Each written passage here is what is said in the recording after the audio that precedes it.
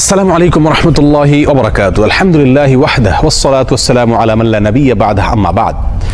সুপ্রিয় দর্শক শ্রোতা ভাই বোনেরা, আজ আমরা এমন একটি জিকির, এমন একটি দোয়ার কথা বলবো যে জিকির এবং দোয়া জানে না এমন কোন মুসলিম পৃথিবীতে পাওয়া কঠিন। বলতে গেলে আমরা সকলেই এই দোয়া, এই জিকিরটি জানি, এই বাক্যটি মুখস্থ আমাদের আছে, কিন্তু এই বাক্যের যে ওজন, এই বাক্যের যে ওয়েট, এই বাক্যের যে গুরুত্ব, সেটা আমরা হয়তো অনেকেই উপলব্ধি করতে পারি না।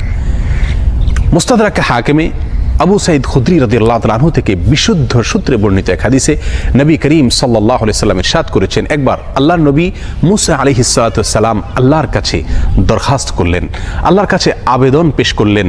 তিনি আল্লাহর সঙ্গে সরাসরি কথোপকথন করতেন, সেজন্য কালিমুল্লাহ বলা হয় তাকে। আল্লাহর সঙ্গে সরাসরি কথা বলতে গিয়ে একবার তিনি আবেদন করলেন, আল্লাহ আমাকে আপনি একটি জিকির, একটি দোয়া শিখিয়ে দিন, যে জিকির, যে দোয়া আমি সব সময় পাঠ করব, সব সময় আমল করব। আল্লাহ সুবহানাহু ওয়া তাআলা তখন মুসা আলাইহিস সালাতু ওয়াস সালামকে বললেন, কুল লা ইলাহা ইল্লাল্লাহ, হে মুসা আপনি লা ইলাহা ইল্লাল্লাহ এই দোয়াটি সবসময় পাঠ করবেন, এই জিকিরটি সবসময় পাঠ করবেন, এটা আপনাকে আমি দিলাম। মুসা আলাইহিস সালাতু ওয়াস সালাম কিছুটা আশ্চর্যান্বিত হয়ে আল্লাহ সুবহানাহু ওয়া তাআলাকে বললেন, আল্লাহ লা ইলাহা ইল্লাল্লাহ এটা তো এমন একটি বাক্য, এমন একটি জিকির, এমন একটি দোয়া যেটা সকলেই বলে, সব মানুষই বলে। আমি তো আপনার কাছে স্পেশাল কোনো দোয়া চেয়েছিলাম, বিশেষ কোনো দোয়া চেয়েছিলাম।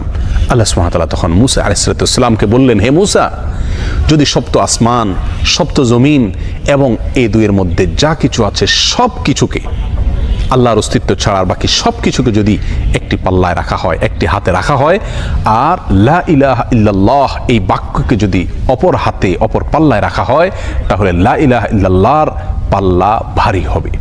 এত ওয়েটফুল এই আমল, এত ওজনী এই আমল, এই জিকির। অর্থাৎ আল্লাহ সুবহানাহু ওয়া তাআলা মুসা আলাইহিস সালামকে যে বার্তা দিলেন সেটি হলো, লা ইলাহা ইল্লাল্লাহর চাইতে ওজনী, এর চাইতে ওয়েটফুল, এর চাইতে ভারী, এর চাইতে শ্রেষ্ঠ, এর চাইতে মর্যাদাপূর্ণ কোনো জিকির আল্লাহর জমিনে আর নাই।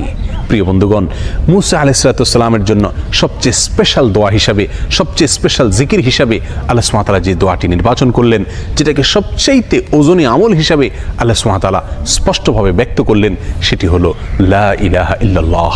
অথচ এই লা ইলাহা ইল্লাল্লাহ এটাকে আমরা খুব সাধারণ একটি জিকির মনে করি, খুব সাধারণ একটি দোয়া মনে করি, আমরা বিশেষ আমল খুঁজে বেড়াই। অথচ এর চাইতে বিশেষ, এর চাইতে স্পেশাল কোনো আমল আল্লাহর জমিনে আর হতে পারে না।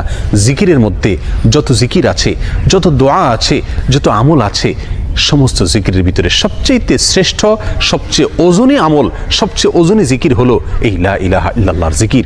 মিজানের পাল্লায় কিয়ামতের দিন যখন আমার নেকামল মাপা হবে, তখন আমার নেকামলে শুধুমাত্র লা ইলাহা ইল্লাল্লাহ এর আধিক্য যদি থাকে, তাহলে ইনশাআল্লাহ আমার নেকামলে পাল্লা অনেক বেশি ভারী হবে। আসুন চলতে ফিরতে, উঠতে বসতে, অবসরে, কাজের ফাঁকে সব সময় মুখ থেকে, অন্তরের গভীর থেকে লা ইলাহা ইল্লাল্লাহ উচ্চারণ করতে থাকি। অন্তর পরিষ্কার হয়ে যাবে, অন্তরের ময়লা দূর হবে, অন্তরের পেরেশানি দূর হবে, অন্তরে আল্লাহ সুবহানাহু ওয়া তাআলার প্রতি আস্থা বাড়তে থাকবে, ঈমান বাড়তে থাকবে।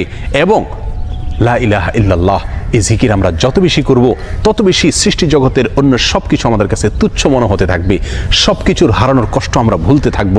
আল্লাহ সুবহানাহু ওয়া তাআলার কাছে আমরা খুব বেশি নৈকট্য অর্জন করতে পারবো। আসুন বলতে থাকি বেশি থেকে বেশি, অন্তরস্থল থেকে ঈমানের সঙ্গে লা ইলাহা ইল্লাল্লাহ।